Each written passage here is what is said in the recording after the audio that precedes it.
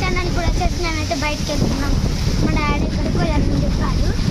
ట్రైన్లో అంట మార్నింగ్ వస్తామంటే ఎక్కడికో తెలియదు, సర్ప్రైజ్ అన్నారు. క్లైమేట్ అయితే ఎప్పుడు మేము విజయవాడకి వెళ్ళేసరికి ఇట్లనే ఉంటుంది, కానీ విజయవాడతో లేదో తెలియదు. మా డాడీని అయితే విజయవాడకి వాన అయితే ఎప్పుడు పోయినా వానలో తడిచిపోతాం.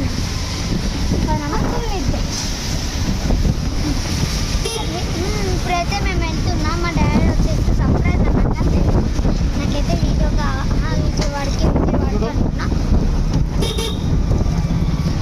ఇచ్చుడు ఫోటో నేను చాలా రోజుల నుంచి మా డాడీని అడుగుతున్నాను, నాన్న వద్దు నాన్న ఎక్కడికి వద్దు, నేను విజయవాడకే పోతా అంటే మా డాడీ ఈరోజు బయటికి అన్నారు. నాకు విజయవాడని అంటే సరే ఏదో ఒకటి నువ్వు ఇష్టమైన దగ్గర పోదామన్నారు. ఇంకా సర్ప్రైజ్ ఏందో తెలియదు, విజయవాడ వద్దు అని. అయినా నేను సరేలే ఎక్కువ చూద్దామని వచ్చేసిన.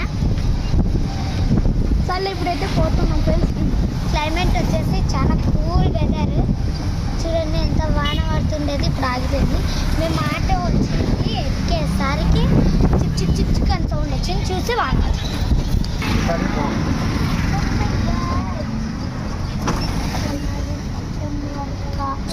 ఫ్రెండ్స్ మా అన్న వాళ్ళు అయితే ఇలా రెడీ అయినారు. హాయ్ ఫ్రెండ్స్, మా డాడీ ఇప్పుడు వచ్చేసి మేము వెళ్తున్నాం ఫ్రెండ్స్. ఇప్పుడు వచ్చేసి వాన తగ్గిపోయింది, కానీ చల్లగా ఉంది అనమాట వెదర్. నేను అందుకనే ఇప్పుడు వచ్చేసి అందరము